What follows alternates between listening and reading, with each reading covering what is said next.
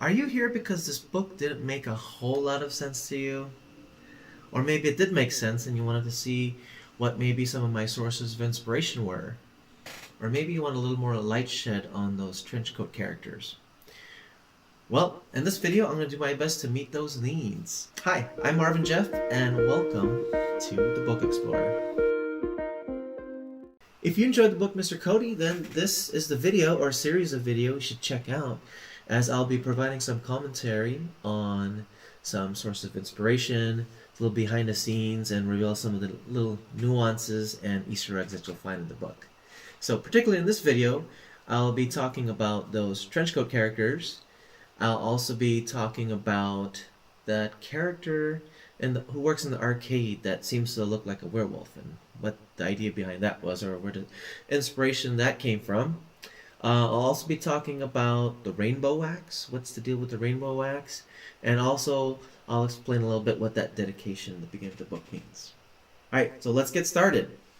First, the trenchcoat characters. So when they were first mentioned in the book, it was actually in the arcade. Okay, the virtual reality or alternative reality game that he was playing, and where he was finding the penguin statue, it wasn't working, so he decided to try another game to kill some time. And he ended up in this old looking game that was pixelated. Readers visualized sort of an 8-bit or 16-bit kind of a arcade game with some guys in trench coats, or women in trench coats, you can't really tell. Maybe they're androgynous. They are chasing after Ben. So when you start the game, it says, you need to rescue Ben from the trenchcoat guys. And that was sort of a little bit of foreshadowing, a little bit of warning for one of his students, Ben, who ended up being picked up by a couple of CPS agents who are there to help. But in the story, it was a little bit of a foreshadowing on what was going to go on. Well, CPS wasn't really there to take away Ben to help him. It was just because someone was trying to get rid of Ben, and that was Hugh. So in a way, these guys are kind of working for Hugh's cause, even though they didn't really know it. In the arcade game, I was sort of visualizing an old arcade game I've never really played, but I would see it in the arcade, and I would see the older kids play it, and I would watch them play, and it's the game called Elevator Action. I remember the side of the arcade had these guys in trench coats. I didn't play it because I didn't know enough about it. It wasn't as easy as Pac-Man or Centipede or Millipede or something like that when I was little. So I would watch the older kids play it, and it would be these kids who were playing it knew what they were doing, and there you go. There was Elevator Action, the game that I never played, but I watched a lot of kids play.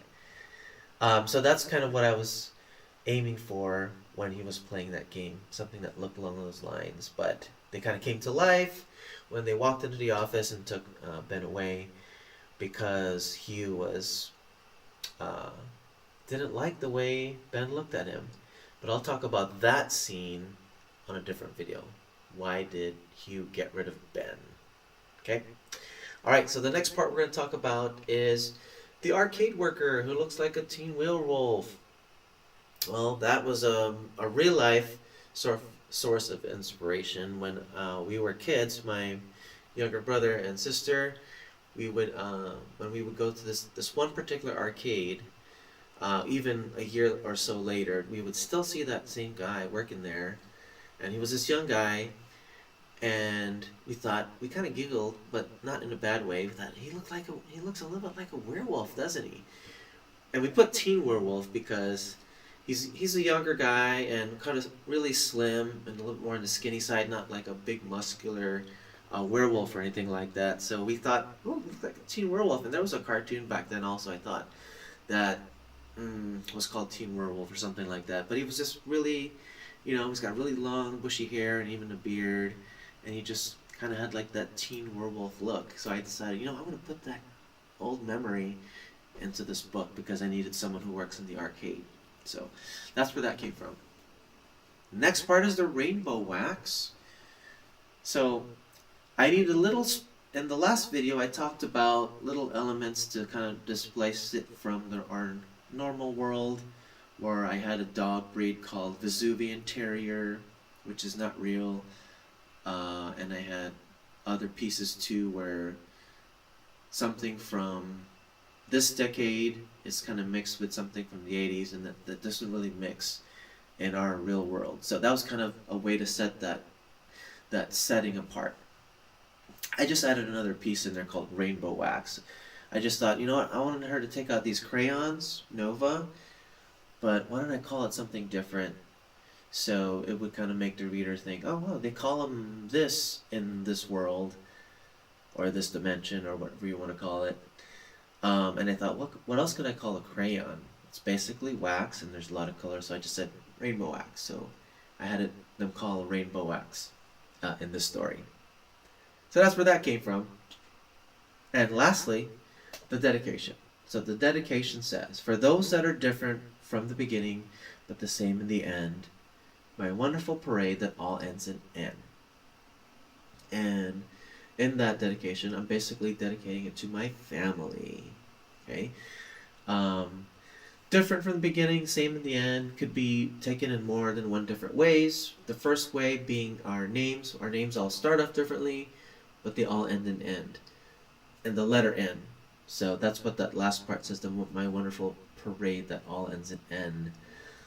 Because thinking about my family, my 2 kids, they're still little, growing up, 2 boys, and it's like a big parade. So, and big, different in the beginning because they kind of all different personalities, are a whole family, but the same in the end because we're all one family. So that's the dedication to my family.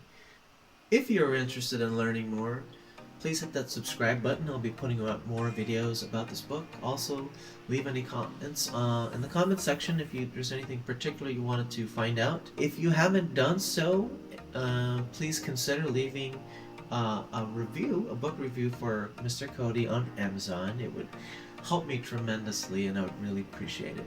Thank you, and have a great rest of the day.